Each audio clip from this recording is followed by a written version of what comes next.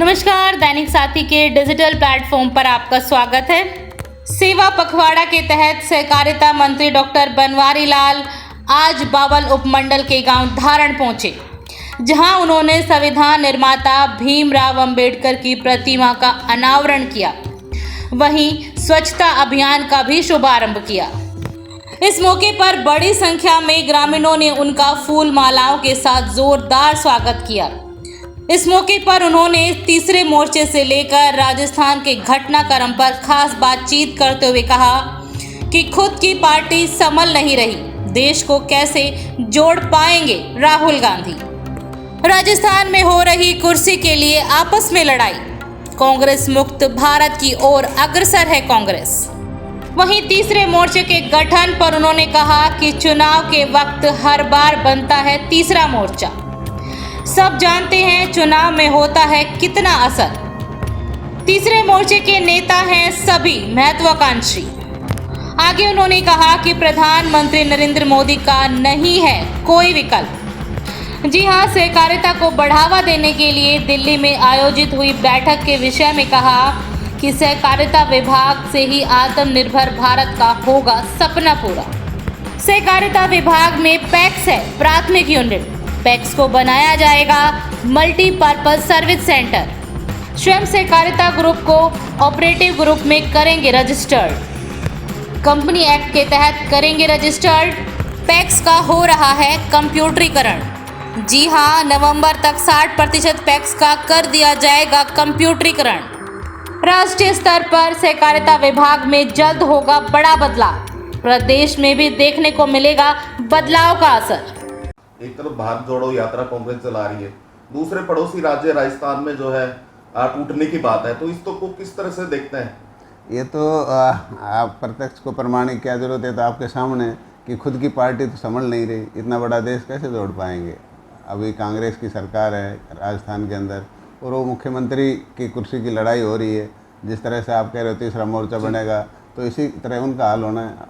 गहलोत जी किसी को चाहते हैं, MLA किसी को चाहते हैं, तो ये जोड़ने की बात ही प्रदेश रहा है। हाँ, वही है ना, जो देश के प्रधानमंत्री जो कहते हैं ना कि कांग्रेस मुक्त भारत बनाएंगे, तो उसी की तरफ अग्रसर है। तीसरे मोर्चे की घटक की बात थी, क्या मानते हैं कि किस तरीके से देखते हैं इसको?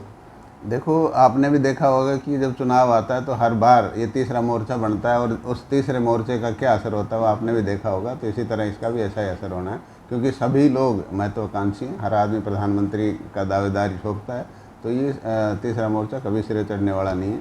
और जिस तरह से देश के प्रधानमंत्री नरेंद्र भाई मोदी ने जो देश का नाम पूरे विश्व में रोशन किया है और जो जन कल्याणकारी योजनाएँ देशवासियों के लिए वो लेके आ रहे हैं, तो इससे मुझे नहीं लगता कि नरेंद्र मोदी जी का कोई विकल्प है। एक डॉक्टर साहब, जो दारोड़ा का हाईवे है काफ़ी खराब स्थिति में, साथ में वहाँ पानी है, ऐसे में जो उद्योग है वहाँ से पलायन करने की बात कर रहे हैं, तो इस पर क्या कहेंगे? देखो, ये दोनों सरकार, हरियाणा सरकार और राजस्थान सरकार के बीच में बात हो चुकी है और NGT ने भी उनको दिशा निर्देश दिए हैं राजस्थान सरकार को कि वो STP बनाए, और वो STP का काम चल रहा है और जल्दी ही इसका समाधान होगा। और ऐसी कोई बात नहीं है प्लान वाली, ये टेम्परेरी बरसात के टाइम में ज़्यादा दिक्कत होती है, तो उसका समाधान किया जा रहा है। आज जिस तरह से 17 सितंबर से 2 अक्टूबर तक जो सेवा पखवाड़ा माननीय प्रधानमंत्री जी के जन्म दिन पर मनाया जा रहा है, उसके तहत आज सफाई जो हमारा स्वच्छता का अभियान गांव धारण में आज किया हुआ है। और जिस तरह से देश के प्रधानमंत्री जी विभिन्न मुद्दों पर बात करते हैं, सेवा के विभिन्न मुद्दों पर बात करते हैं, वो सारे सेवा के जो भी कार्यक्रम हैं वो सभी हम, जैसे कल हम पनवाड़ में पौधारोपण भी किया, जल बचाने के लिए ठुठियाँ भी लगाई, आपके ब्लड डोनेशन कैंप भी कर चुके हम 2 जगह, धारोड़ा और बावल, और जो स्वास्थ्य कैंप है वो भी हमने रेवाड़ी के अंदर एक किया। तो ये सारे सेवा के जो भी कार्य हैं, पर्यावरण को बचाना, स्वच्छ भारत मिशन के तहत सफाई का ध्यान रखना, तो उसी प्रोग्राम के तहत आज धारण में भी ये प्रोग्राम है। और आज हम गांव के लोगों के बीच में एक सफाई का क्या महत्व है, स्वच्छता हमारे जीवन में क्या महत्व रखती है, इन सब चीज़ों को वहाँ डिस्कस करेंगे और एक सफाई अभियान भी चलाएंगे। सहकारिता विभाग एक ऐसा विभाग है जिसके ज़रिए जो देश के प्रधानमंत्री जी का जो मिशन है कि आत्मनिर्भर भारत का जो मिशन है वो सहकारिता विभाग के ज़रिए ही पूरा किया जा सकता है। और उसकी अहमियता को देखते, उसकी इम्पोर्टेंस को देखते हुए देश के प्रधानमंत्री नरेंद्र भाई मोदी ने एक सहकारिता विभाग जो पहले कृषि विभाग के साथ जुड़ा हुआ था उसको एक अलग विभाग बनाया। और उससे बड़ी बात अमित शाह जी जैसे निपुण और इसमें ज्ञान रखने वाले व्यक्ति को मंत्री का पदभार दिया है। और निश्चित तौर पर कॉर्पोरेशन डिपार्टमेंट अब और भी दिन दुगनी रात चौगुनी उन्नति करेगा।